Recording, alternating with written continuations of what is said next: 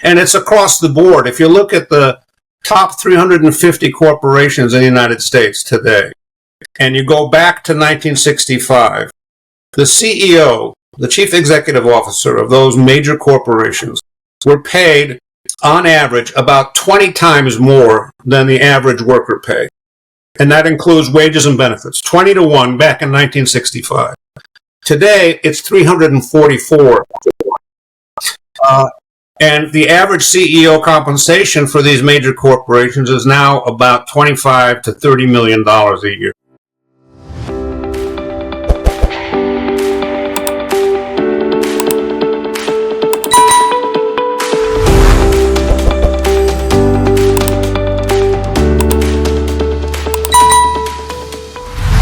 Welcome to today's episode of How We Change the World. I'm your host, Deborah Rowan.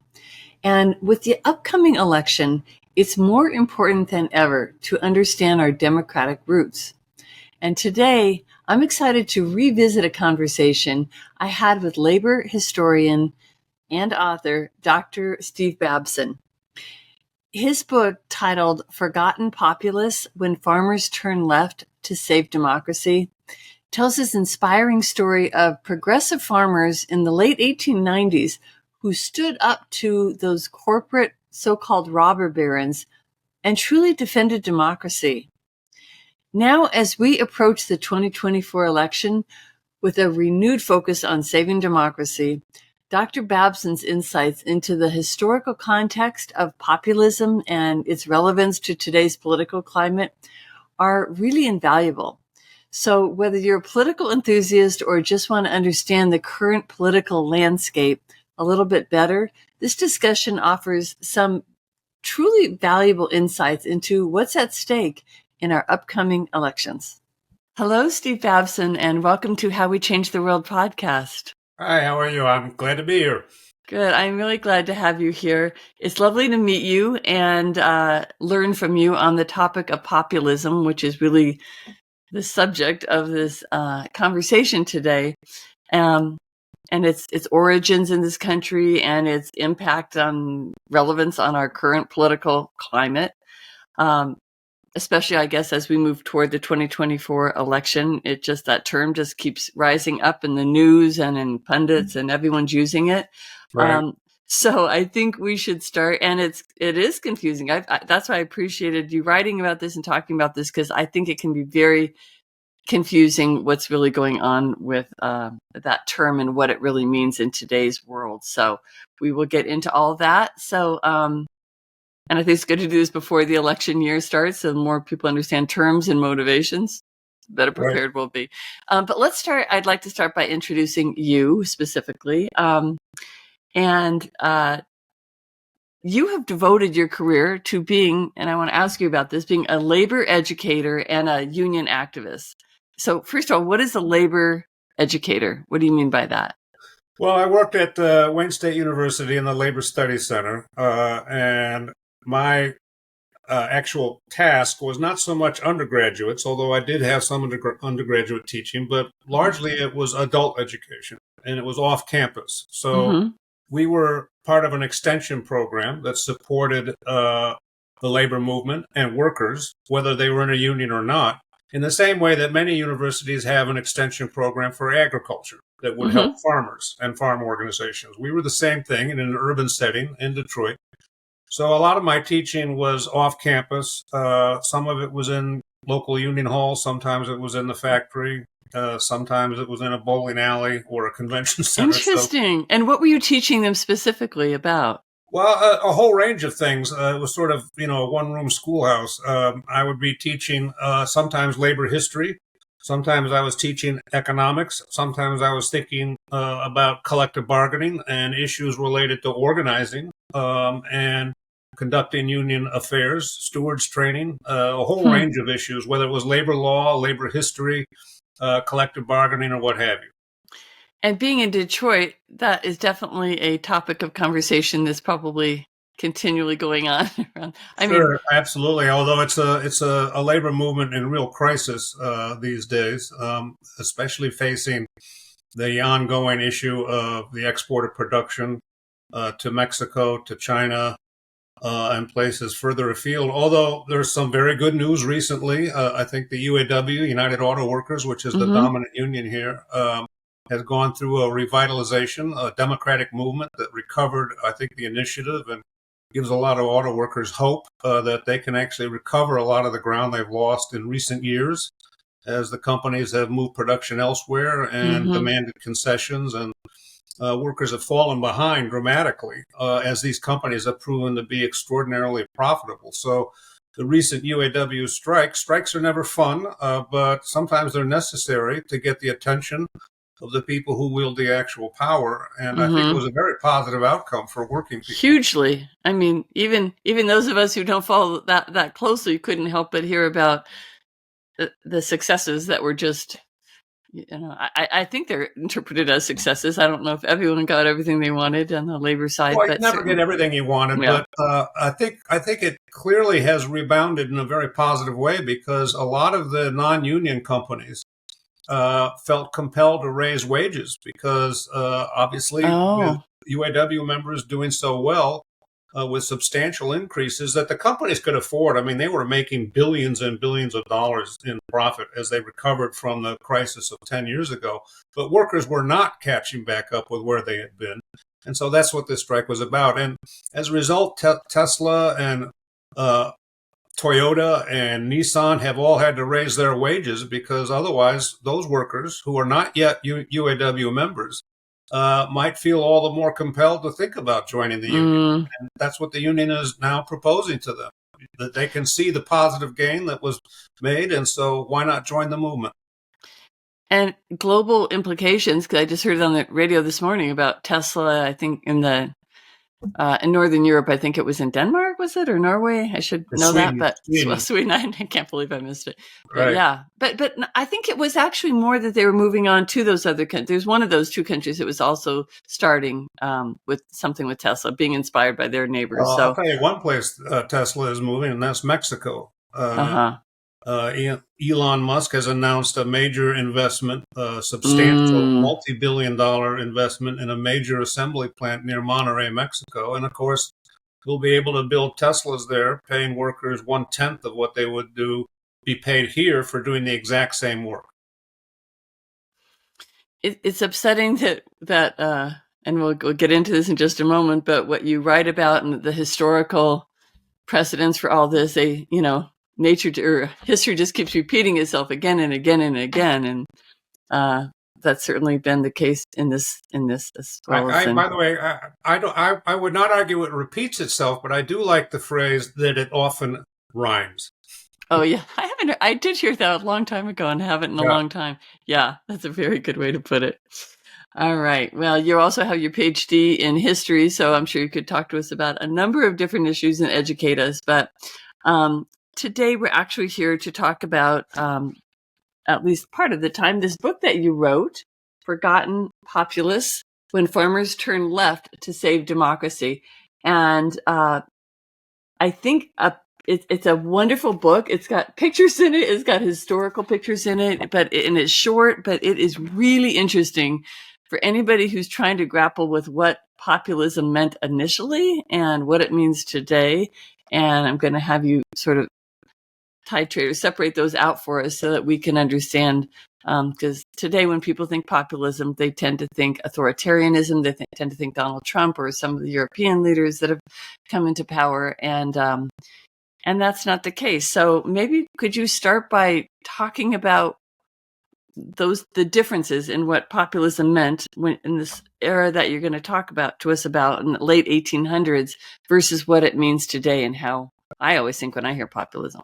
Yeah, it's funny because today, populism is a term applied to a whole range of politicians who, in my estimate, have very little in common. I mean, and when I first became focused on this matter was when Trump ran for president in 2016, was described as a populist, and in the Democratic Party in the primaries, Bernie Sanders was running, obviously a Democratic socialist and not sharing any politics with Trump, and yet both were described as populists. And I thought, Right. how can this possibly be, a sustainable way of thinking about our past? And it gets even stranger because right now you find quite a few in the media, particularly Forbes and places like that, The Economist, more conservative and business oriented media, they're calling Biden a populist.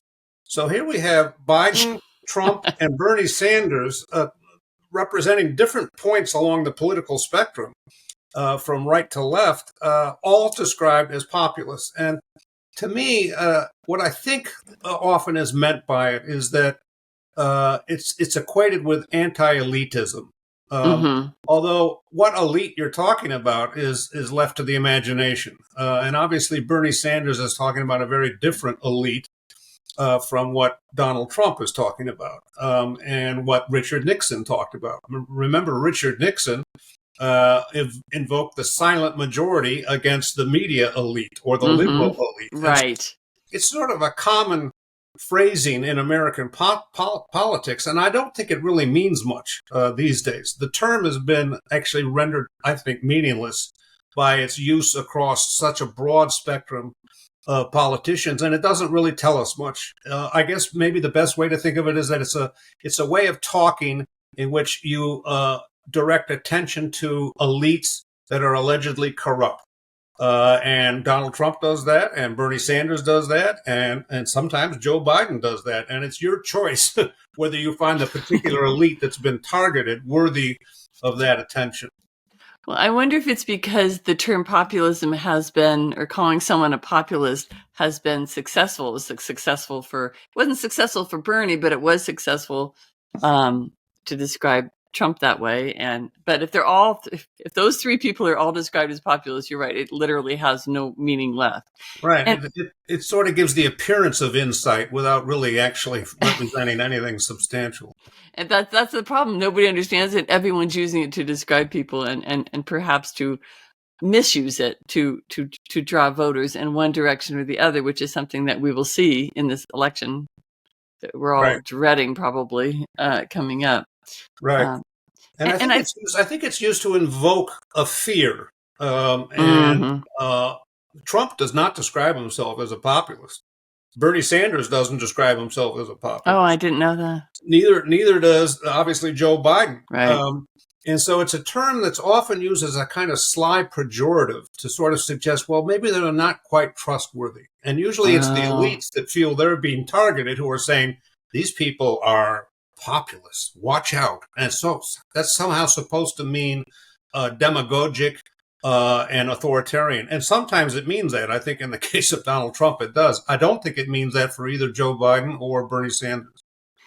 I wonder if it also isn't used to describe who people who the culprits are, right? Are they, so for some people, the culprits are the financial elite, the billionaires, the chief executives, Right. that are increasing this divide between the haves and the have-nots, the rich and the poor.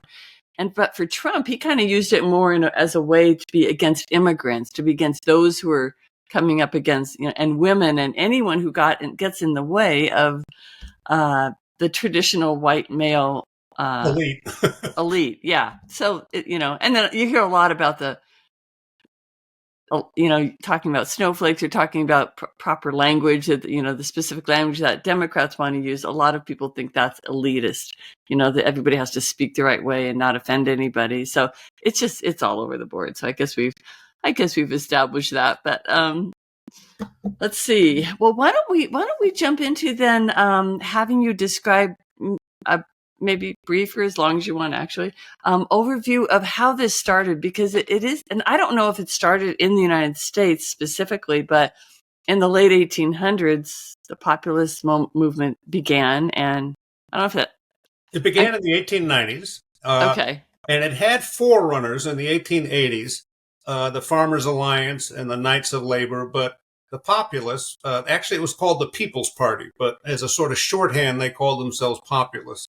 So And they is that where the phrase was coined? Was in the United States in the 18? yes, Okay. All yes. right. And unfortunately, it's been exported as if it was somehow relevant to Europe, and it's not. The people Interesting. in Europe who are called populists, none of them call themselves populists. It's again a kind of a sly For pejorative sure. to Yeah. suggest they're maybe authoritarian, not trustworthy, and so on. Yeah. But in the 1890s, the original populists, were actually about contesting and challenging the way in which both the Democratic Party and the Republican Party of that time were both clearly favoring the new class of rich investors who would come to power after the Civil War. After 1865, the Civil War ends, and in the following decades, that's when you see the arrival of these, what were often called robber barons. The Rockefellers and the Andrew Carnegies and the Cornelius Vanderbilt, the mega rich of that era. Most of them involved in railroad construction, which was the dominant driving force in industrialization in the United States, and initially welcomed. A little bit like the internet, initially welcomed, but then increasingly seen as not operating in the anticipated way that would benefit all of us. And so railroads, likewise, initially were seen as a welcome arrival, a way of linking markets and producers across the continent. And so lots of subsidies voted for and favored initially. But over time, what became clear was that these railroads were being operated in a context where there was no regulation, no standards stipulated for how they should be behaving and what they should be doing with these public resources, by the way, which were substantial. To encourage the building of the transcontinental railroads and the major rail lines, the federal and state governments that were both behind this initial investment gifted those corporations 170 million acres of free land from across the United States. And that's equivalent to the size of Texas. It's amazing. It was simply gifted to them, along with cash for building each mile of railroad, along with tax exemptions, along with a whole range of gifts from public resources, including looking the other way when there was massive fraud being conducted. So, for example, a railroad, the owners would receive these public subsidies from taxpayer revenue, and they would then secretly buy up the company that they were contracting with to actually lay the rails. And then they would have that contractor, which they owned, double charge the railroad, paid for with taxpayer money. Massive fraud. And this was going on. It was well known what was happening here. And so, who were the main owners, before you continue, was it Carnegie? Was that who? Carnegie was a steel. Cornelius Vanderbilt, Jay Gould was another infamous one of the bandits who were just basically operating on a sort of, well, there's no regulation. I'm going to do whatever I care to. Because God wants me to become wealthy. This was the argument that Rockefeller made. He said, God Oh, really? Yes. And the way he became wealthy for Standard Oil was by secretly colluding with the railroads that were transporting the oil that he was pumping out of the ground. So he got a special deal from them. And any of his competitors would actually be penalized and have to pay higher rates. And this was a secret collusion carried out by these monopoly corporations. And this kind of behavior was becoming increasingly evident to a larger number of people. And the populists were the ones who said, we got to stop this. This should not be the way we're going. What we need is a government fortified by democratic reform that can take on big business and have sufficient public backing to enforce regulation, to force them to actually behave in a way that suits the needs of the broadest number of people, farmers and workers. And the argument was that, well, if the railroads won't comply, it was public money that built them in the first place, then maybe the railroad should be run by the public for the public benefit. And that scared everybody. Yeah. I mean, that type of, like, I guess, call it nationalizing the main things that then all of a sudden they're maybe interpreted as communist or socialist or something, correct? You know what they called themselves? Among the populists, some would later become socialists, but at the time in the 1890s, they generally described themselves as simply reformers, and they wanted more regulation and so on. They wanted to expand the money supply to bring down interest rates. But many of them called themselves Christian socialists, and they believed that Jesus was a commoner and an agrarian radical, and that Jesus advocated for improving our world as we live in it now, and that's what Christianity should be about, would be a force on behalf of positive, forward-looking reforms that would help Christians and Jews and whoever living in this now rapidly industrializing society. A society in some ways similar to what we know today, particularly in terms Mm-hmm. of the gross differences in income, but also quite different. At that time, in the 1890s, and the reason the subtitle of the book is When Farmers Turned Left, is that at that time, about 45% of the working population were farmers or farm workers. Yeah, that's an amazing change. Right. And today it's like 2%. If that, right? Yeah. So that we have some of the same issues, but there's also, this is what I meant earlier when I said history doesn't exactly repeat itself, but it does rhyme, Mm-hmm. because what we're seeing is the same extraordinary inequality in power and income and economic opportunity between the mega rich of today and the robber barons back in the 1890s. So just to insert something here, that sounds like Bernie Sanders talking, right? I mean, not you, but just saying that that's really the issue. He's the one who's been on that Yes.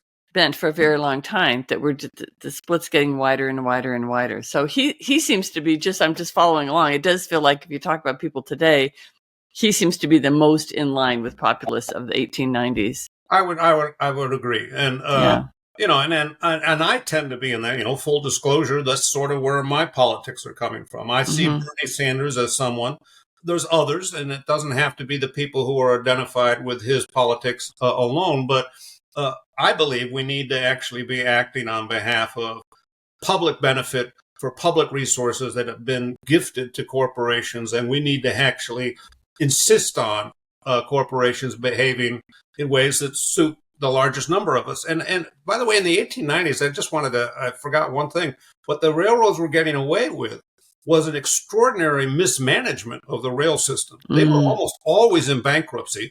Oh, And in fact, the operation of the railroads was extraordinarily dangerous. In yeah. 1891, 2,600 railroad workers were killed on the job, 25,000 injured. And this is because the railroads were shorting on training, on investment, on upkeep of the equipment, cutting corners wherever it suited them. And the result was often massive accidents. So there are multiple reasons for getting the railroads under some type of control, or Right. some type of regulation at the very least, both financially and from a safety perspective. Right. And by the way, that's an issue today as well, as we've seen with these massive railway accidents that are preventable and come from the same sort of cost cutting and shorting of safety issues. It's funny because that was the next thing I wanted to ask you is how does that compare to the economics of today and to the conditions that we're seeing today? There's probably a lot of parallels if you really start looking at the two eras side by side. Oh, I agree, and one of them that might be of particular interest to folks would be the differences in top and bottom income. And I'll talk about. I won't burden folks with too much in the way of statistics, but these are numbers that really strike home. In 1892, the year Jay Gould died, he was making, roughly speaking, and the estimates vary, but about $25,000 a day, at a time when workers were paid between 50 cents a day and $4 a day. And by the way, $25,000 a day back then, today would be about $850,000 a day, daily income.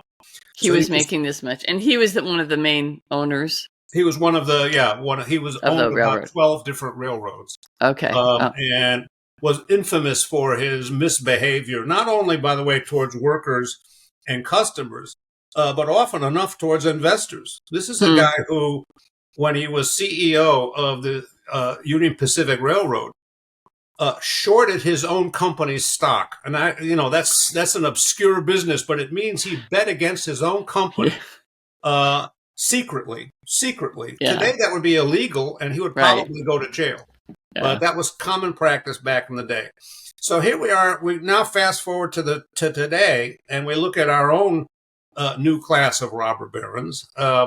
And they include, I'll take three of them in particular. And this doesn't, by the way, I'm not commenting on their, personal worth, but I'm talking about the extraordinary inequality of income.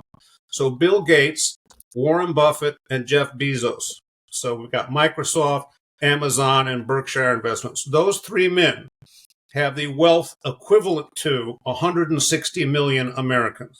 That's just those three people do. Just wow. those three. So that's a massive, obviously, inequality. And it's across the board. If you look at the top 350 corporations in the United States today, and you go back to 1965, the CEO, the chief executive officer of those major corporations, were paid, on average, about 20 times more than the average worker pay. And that includes wages and benefits, 20 to 1 back in 1965. Today, it's 344. Oh, my goodness. Really? And the average CEO compensation for these major corporations is now about $25 to $30 million a year. What type of arguments do you hear when you're involved in any type of labor relations or, discussions or just in your general knowledge? What arguments are presented as to justification for that kind of? In 1965, those kind of numbers kind of made sense. You have to have a lot of incentive to drive someone to take the risks and do all the things that a CEO needs to do, or an owner of, there are some arguments for why they should have such disparity between the high and low, but not to the numbers that you're talking today. What justification can there possibly be? Well, they would try to argue that they have added so substantially to the value of the company that they should be rewarded in some comparable manner. I find that a weak argument, but it's the one that they often enough have made. Unfortunately for that argument, and those who would make that kind of advocacy, you can find all kinds of examples of poorly run companies that over time lost market share, deteriorated in value, and yet the CEO and the top investors who maybe got out early made out like bandits. And some of the behavior is so predatory. I don't see how it's defended. And I'm thinking of these private equity companies. The worst among them will buy up a company, and they will operate on the reverse principle. Instead of the sum is greater than the parts are more valuable than the sum of it. So they'll sell off parts of the company and maximize the revenue from that sale. They gut the company, they hollow it out, and then they walk away from a company where now it's characterized by layoffs and underfunded pensions and benefits that are no longer deliverable. And that's the worst. Not all private equity companies do that. Of course not. No. But enough of them do to make anybody whose employer is perhaps looking is targeted by one of these companies. You should be saving your money because you're probably heading towards some kind of personal disaster in terms of economics. Yeah. Well, it's a distressing conversation because it's hard to see it getting worse and worse and worse with very little pushback against it that is effective. A lot of verbal pushback, but. Well, and by the way, I would point out that maybe we need to take a longer term perspective because the populists had a wide range of proposals for how to regulate, how to expand the money supply, how to bring down interest rates, how to get rid of the gold standard and implement a more equitable kind of financial system that would bring down, make credit affordable, a whole range of proposals. And most of them they were not able to implement. They had some success in the 1890s. They elected about 50 members of Congress. They elected 6 governors across the country, hundreds and hundreds of mayors and local officials who joined the populist proposals for regulating the economy and changing the way it went. But they did not actually succeed overall. What did happen, though, is that the Democrats in particular basically co-opted part of the populist program in 1896 and in the years that followed. And in a way, the New Deal was almost the fulfillment in the 1930s of the reform agenda of populism. It took a long while, but they were in favor of things that we take for granted today, like votes for women, which the Constitution denied to women. And the populists were the first major party to actually propose that women should have the right to vote. They were also the party in the South that fought for voting rights for African Americans. They wanted a unified white and black farm movement. Now, they didn't go far enough. They didn't challenge the social segregation of the day, but they Especially in the South, definitely, right? Yeah. yeah. But nevertheless, compared to what was the prevailing racism Right. of that day, they were the ones taking these first steps. And they paid a huge price for it in the South, where many of them were simply targeted for assassination, for Oh, voter fraud. really? Yeah, I mean, it was a violent suppression of the Mm-hmm. populace in the South that laid the basis for what later became the Jim Crow system. Right. Um, Yeah. but again, these were positive steps. We take for granted the election of senators, but back in the 1890s, senators were appointed by state legislatures that were often basically putting the position up for sale, and the Mm. highest bidder would become the nominee to sit in the U.S. Senate. The populists wanted election of senators. They And wanted secret ballots. how long did it take for that to transpire? Like, when did we start getting when did we start getting the opportunity to vote for senators? What year was that? Pretty much the same time as we got as women got the right to Vote? vote. So The 19 teens. 1920. Yeah. Yeah, 19 teens. Yeah. So you can't, one clearly led to the other. The actions of the populace clearly led to those eventualities of electing senators, of women getting the vote, at least played a major role, you It would played a say, major right? role, Yeah. and it was clear at the time because it was William Jennings Bryan who became the Democratic Party candidate for president in 1896. He was not a populist, but he could see the writing on the wall. He could see that the populists were gaining ground and starting to win actually statewide elections Mm-hmm. for Senate, Mm-hmm. for the House, and therefore Oh, populist oh, senators, okay. and for Yeah. governors and so on. And so Bryan adopts part of the populist program, particularly around monetary reform.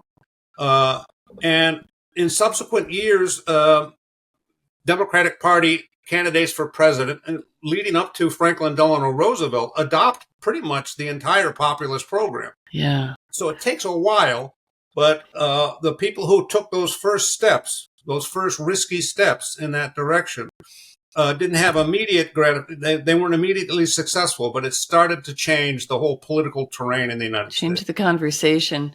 And also the conditions change, so sometimes an idea has to wait for the right time to come to Right, fruition.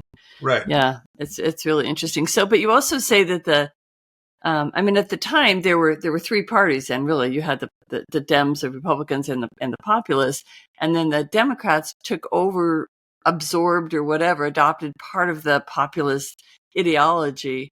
So then, what happened to the Populists and the Well, People's actually, Party? in 1896, when Bryan won the Democratic nomination and adopted part of the populist program, the populists in that year had an internal debate. Should we endorse Bryan because he's at least given us half a loaf, not the full loaf, but a half a loaf? Yeah. Or should we hold out for what we believe is the necessary complete reform package? And that was a bitter debate. And in 1896, the fusionists, as they called themselves, won that debate. And so the Populist Party endorsed William Jennings Bryan, the Democrat. And this was a problem for the populists in the years going forward because it really demoralized the more committed activists within that movement. In the South, it was a real disaster because the Democratic Party in the South was the party of white supremacy, was the party of Jim Crow. And the populists asked people to take that risk. Come on out, and we've got to challenge that. Mm-hmm. And they fought 1892, 1894 on behalf of a multiracial movement of white and black farmers. And then in 1896, they turned around and endorsed the same Democratic Party that was very often sponsoring the gunmen who were shooting down any advocates. So it really demoralized and defeated the party in the South, and they sort of disappeared. They moved into the Democratic Party, many of them. Many of them, by the way, moved into the Republican Party. And the Republican Party had a substantial historical wing for some decades. Kind of hard to believe now. They called themselves progressive Republicans. If you look at the platform of the Republicans in the 1950s, it almost reads like a Democratic platform today. So they have, I mean, that's a funny term, but on the one hand, but on the other hand, of course, there probably were progressives in the Republican Party. And There were. It's a turning, so it might be an accurate term for the time. And progressive is like populist. You can use it any way you want. Right. But the point is that the populists changed both parties. I see your point. Yeah. And both parties inched away from the past complete endorsement of anything the corporations wanted. And the populists, by the way, had to run as a third party because at that time in the 1890s, there was no primary system. Yeah. And so the party, the folks who controlled the parties could control the conventions, and it would become basically a cakewalk for whoever they favored. And an alternative voice within those parties was very difficult to articulate. So it's a tough political balance between these contending approaches. But I would argue today that a third party is probably not a good idea. It's very hard in the United States to do what's commonplace in Europe, whereas a parliamentary system where parties can win a minority of the vote, but they can then join a coalition of other parties and select a prime minister. Here, many places of the world, right? In fact, most, it seems like, yeah. Right. So here I would argue that the debate, at least for the time being, can be conducted within the Democratic Party. The Republican Party, it's very hard to imagine any kind of substantial debate these days. Do you anticipate a third party? Well, I guess we do have RFK, but like a third party populist, the original meaning of populist candidate running? Do you think there'll be someone who fits that bill? Kind of looks like it does not, right? Yeah. Yeah. This time around, it's really too late. To get on the ballot is no easy task. Yeah. And you have to develop a program over the preceding years to make sure you have the local base sufficient to actually mount a real challenge, not just a media-driven thing where you've got a lot of money and you back one Ross Perot, for example. Right. That was not a political party. That was a very wealthy man who had the money to put his name out there. But it takes more than that, and that's what the populists were at a real base. They had over 2 million members in the Farmers Alliance and in the Knights of Labor. When population was a lot smaller than it is now. They had active chapters all across, principally the South and the Great Plains. That's where they were strongest. So it's a multi-year, multi-decade even movement that has to begin if it were to begin. I mean, I heard you talk about some of the negative. Well, we didn't actually go back and finish what happened with the railroads, and that kind of leads to my next question. So let's do, because what I want to ask you about, just to give you some foresight, is the impact of not having any of that or enough of that. I don't know. We'll call it progressive rather than populist, because I think we throw people off of not having that. And like I heard you talk about how it can affect our ability to deal with climate change if we don't have enough of that voice, a progressive voice. I'm not going to use the word populist because I'm just going to confuse people. No. Progressive voice in today's politics. So going there in a moment, if we go back and look at what happened, what successes the populists had with the railroad, can you talk about that, or lack of success? Well, eventually the railroads had to submit to massive regulation. And by the way, they were even nationalized for a brief moment during World War I because the for-profit system was so inept and incapable of coordinating a national transportation grid on behalf of the war effort in the case of World War I, that they had to be taken over by the federal government. They were then given back afterwards, after the government had improved the engineering and upgraded a lot of the equipment. Really? Yeah, it was gifted back to the railroad companies. By the way, they were nationalized again, remember, in the 1970s when the freight system collapsed and it had to be taken over by Conrail, which was, again, a public intervention to introduce some kind of rational planning for a continental-wide transportation grid, which often enough, for-profit corporations maximizing the short-term immediate interests are not capable of doing. Right. And I would argue we may be there again if we have these kinds of accidents that we've seen in recent years with these massive trains that are understaffed and causing, bedlam and real heartache and economic loss and killing people. I would argue, again, these are public resources built with public monies, and public intervention and public investment, they should be run for the public benefit. Well, I think I agree with you. And I think on the East Coast, you have a lot of great train service, but really anywhere west of where you are, I'm in Colorado. It's a joke.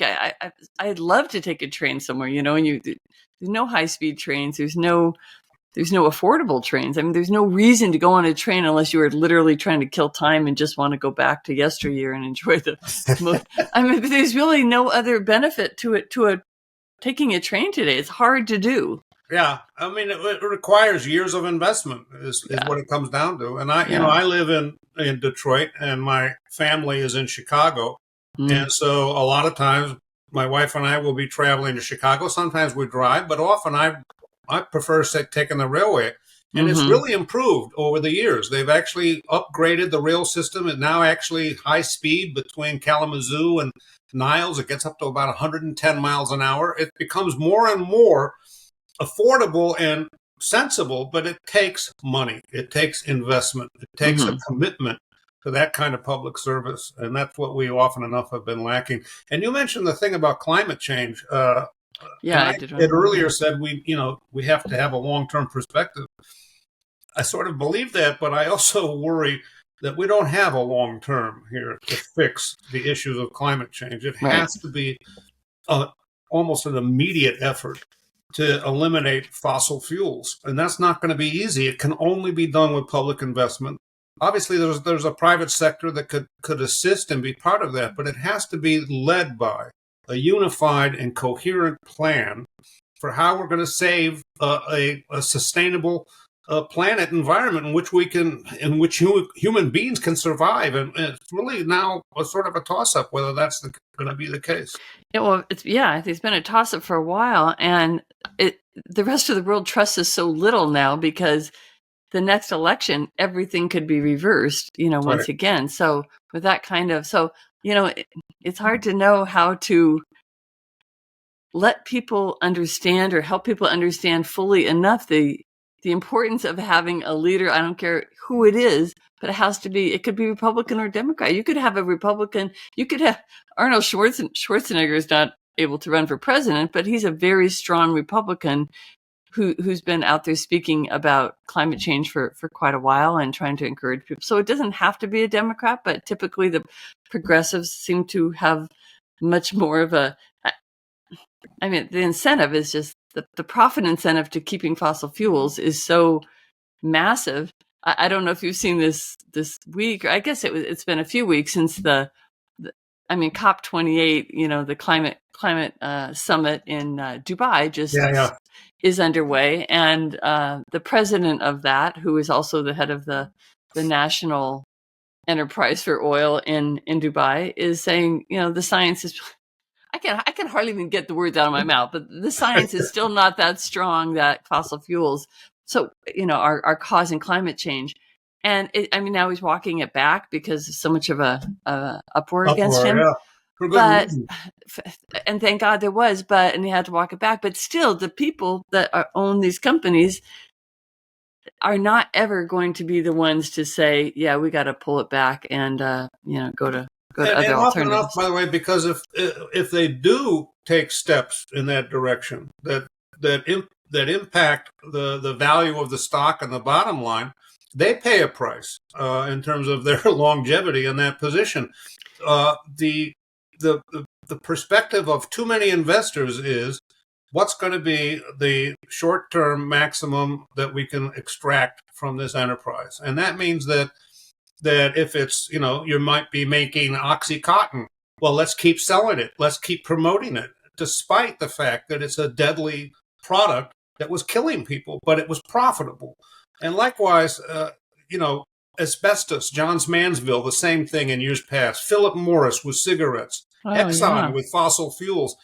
They know what the damage is that their products are causing. They know it, and they keep doing it anyway because it's profitable. And so I think we have to insist on a public agenda, a public resources used on behalf of public benefit, and I'm less concerned about whether or not United Gigantic is going to be able to maximize its bottom line in the short term. United Gigantic. I shouldn't be laughing because you laugh so you don't cry. But you've been involved in a lot of, I imagine, labor negotiations, and you've kind of been front row to some of these conversations. I'm wondering, do you have any insight, if there's insight to be had, about what would cause a person who has children, who has grandchildren, who no one hates the world, no one hates the planet. Like, how could the maximization of your own profits for your own family or your own self, how can that again and again, do you understand how that could block out your entire concern for humankind, for the planet, for your own children and grandchildren? I don't understand it. Never it's have. Hard to imagine. It's hard to imagine. And there's some people, wealthy folks, who recognize that Sure.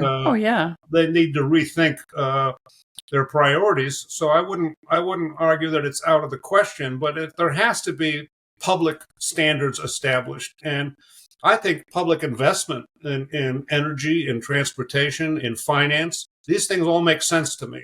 I'm one of those populists whose progressive politics include an idea that we should have a mixed economy. I for example, find cooperatives a really interesting addition to that whole mix. Mm-hmm. And that's what the populists were about. They argued that the public policy should be supporting cooperative enterprise, meaning it's private initiative, but it takes a collective form, so that it would mean that farmers, dairy farmers, for example, would amalgamate their individual production from their different farms into a single bulk potential that could be sold on the market at a return that's greater for the farmers, because you're doing more of that work of bulking it and that economy of scale, and you do it on behalf of your collective interests as a community of farmers. One of my favorite spots in America is Westby, Wisconsin. And Westby, Wisconsin has Organic Valley is one of the major dairy co-ops collectively owned by farmers on behalf of their collective interests. They have the creamery owned by the immediate area farmers. The phone company is owned by a cooperative of the client. The customers own the phone company cooperatively on behalf of maximizing their interests in a context where the major phone companies wouldn't invest in a phone system or in an electrical system because it wasn't profitable enough. So they also have their own electrical system, cooperatively owned. The energy, phone, creamery, the Organic Valley Co-op.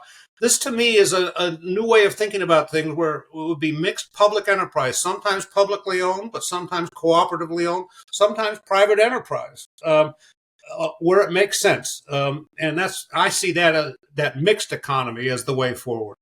Yeah, it sounds like a social enterprise, sort of like that. There's a relatively new government structure, I guess, that you can use. I have a friend who did that in Boulder. Certain states allow for what they call a social enterprise, where there's a limit to how much profit you can give back to investors, and it's a mix. It's not exactly what you're talking about, but it's a structure of government that kind of allows for some of the tax benefits that come with kind of organization you're talking about.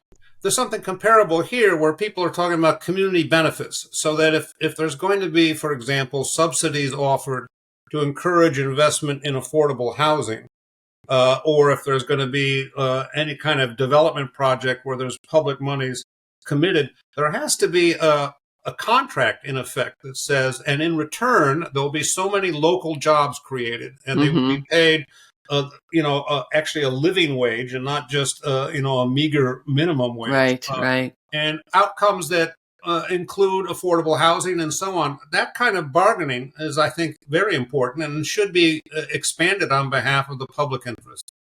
We're this town of Westby. How do you spell that? I can't even. Westby. Westby. It's in western Wisconsin, near La Crosse. Okay, so why is that area? How did they succeed in doing that? Because it's so great to have a small test case of something that you could expand at least into some areas. But what was their impetus? Well, it was actually, we were talking about progressive Republicans. And Wisconsin was where that movement, the La Follette's family in particular, Robert La Follette, who was the governor and then senator, and his sons, who followed him into both the governor's office and the Senate, they called themselves progressive Republicans. And what they were about was this idea of a mixed economy, that where it makes sense that there should be public standards and public investment, particularly in urgent matters. And these days, that would be climate change. But their argument was that that's what farmers needed in Wisconsin, was support for cooperative enterprise, where farmers left to their individual fate in a massive economy like ours, they're going to get crushed. But if they cooperatively come together, they have some bargaining leverage and some ways of mobilizing resources on behalf of their collective interests as farmers, as a community. And so a lot of it is a legacy of that progressive republicanism of the 1920s, 1930s, and into the 1950s. For a time, they called themselves the Progressive Party. And they eventually, the problem is that the number of farmers was dramatically plummeting as more and more mechanization and as corporate agribusiness became more predominant as it is today. Do you think there then could be a party of progressive Democrats and progressive Republicans, maybe even with, not for this next election cycle, but eventually, where you take some of these ideas that people can see they're common sense ideas, they don't get into all the extremism on actually either side, and work towards some things like climate change, It's possible, but I don't think it would be. It's not, I'm guessing here, and I don't claim to be a political scientist, but I would see a possibility where down the road there could be established a multi-party system in which maybe progressive Republicans break away from, a Trump-defined and dominated party, and they would be able in turn to bargain with progressive Democrats over an agenda that's common, might represent a step forward.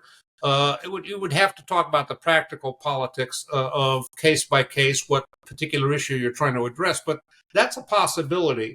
And these days, got to do something. You got to do something. And what I would be about in terms of my, wish list is got to be tempered, and I got to step back from that because we do need to avoid what otherwise next year could look like, Germany in the 1930s, where an authoritarian wins election and then uses that on the basis of restricting the vote in so many states these days. I think if it was left to a real representation of where the people of this country are at, Trump wouldn't have a chance. But with his capacity for manipulating the media and with the restriction on voting rights and the discouragement of voting in many locations, it's a toss-up. We face a real crisis. I wonder if Lynn Cheney is such a conservative person and hard to think of her as a progressive, but she is right now being a very strong voice to stand up to what the direction that the Republican Party is moving. So I guess my question might, well, go ahead if you wanted to comment. No, go ahead. I'm just curious, like if you had a dream person to lead such a party, is there anyone that you could think of that? Because I can't at the moment think of anyone who would be a great candidate for that because people are so polarized. But when somebody is strong enough to go against everybody in their party because of doing the right thing, at least in that area, that gets my attention. Yeah, it gets my attention, and I understand, why we're speculating on this because the circumstances are so grim right now. But my favorite Republican, hearkening back to something we were talking about earlier, is Dwight Eisenhower. But that's back in the 1950s, and that was a Republican Party that was capable of living within and working within a system that had, for example, substantial protection of labor rights. Yeah, their platform was very liberal and compared to today. Not even the same thing. He would not ever have a chance in the Republican Party of today. No, but parties change, as we see. Right. Agreed. And to have, I think what we're looking for is leadership that would say, and the hunger, there's such a hunger in this country on both sides to get past this point of what could be, as you say, no return. If we have a Trump election win, I think if So if it doesn't get, if people don't come to their senses of what's actually going to happen in the next, if he wins, then certainly if he did win, by the time his reign is over, I think there might be, if there's anything left, there might be a willingness to change and to look to something better. It's possible. It's possible. I mean, I hope we don't have to go through that. Right. The immediate priority is to make sure that we don't descend into that vortex by electing basically a budding fascist is what he amounts to. Do you expect in this next election that people will use the term populism to confuse the voters? They already are. Intentionally? Well, I mean, if you're calling Biden, Trump, and Bernie Sanders all populists, what does the term mean?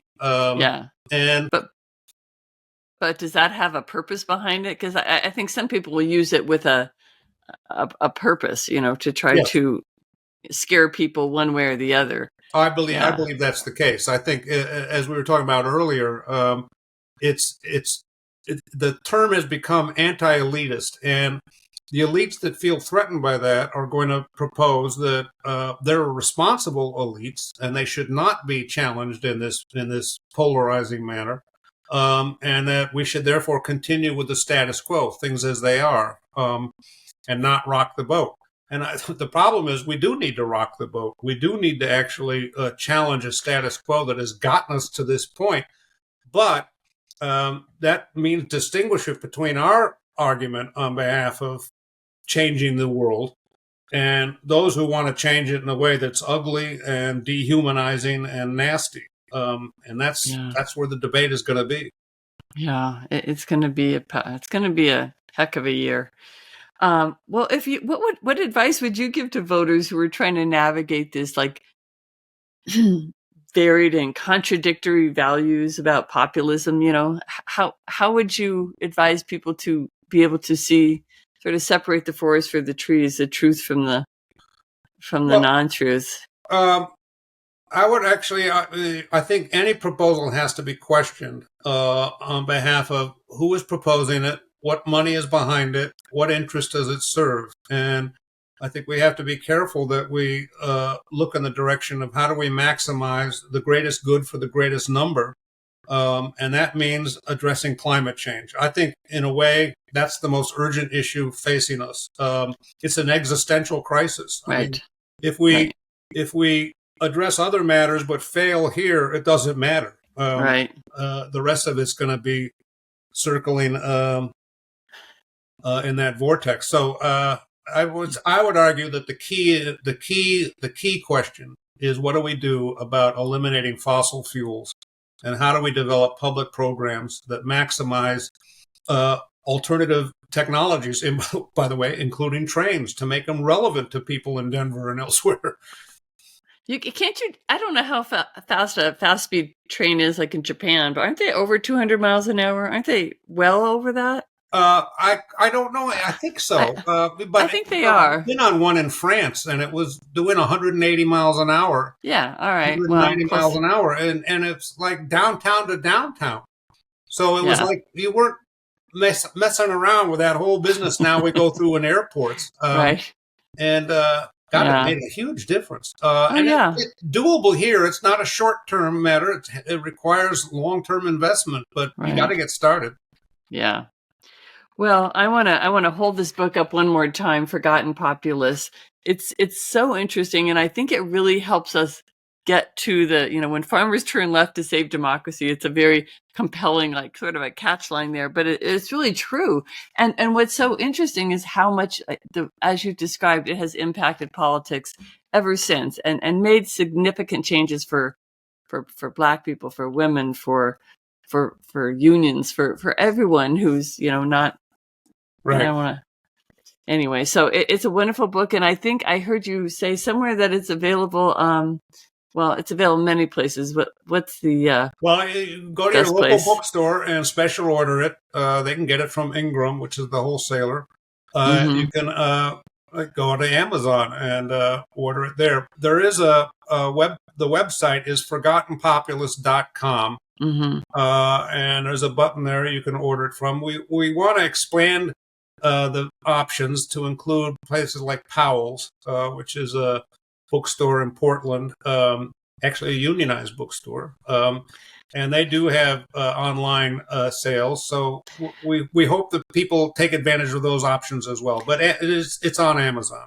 So you can order it from Powell's right now, or is it a special order situation? You go to online to Powell's and you just And you can basically order it. put in the title of the book Yeah. and they will send it to you. I will. I love that you brought that up, and I'll put links to all these different areas where people can purchase a book, as well as the website forgottenpopulist.com. But yeah, Powell's. I gave a book talk there once years ago when my first book came out, and if you haven't been there, it is a Oh, joy. it's a wonderful bookstore. Yeah, It's so it's many worth a trip to combinations of Portland. older buildings connected by these stairways, and it's like kind of Oh, Franz Kafka. it is. It is an experience in itself, and just and a lovely one at that. Yeah. So I'll definitely put that link on there. Well, Steve, thank you so much. This has really been fascinating, and it almost, in a weird way, gets me a little bit excited for the election. Maybe people can look at when they see the words, it will definitely jump out, and to take a little, not just slam dunk into what you think it's going to be, but like really stand back and say, what are they really trying to say by populism, and is it true, and what does it really mean? So Yeah. educated some people along the way. So thank you including myself. So thank you so much. Thank you for having me. Okay. Bye-bye. Bye.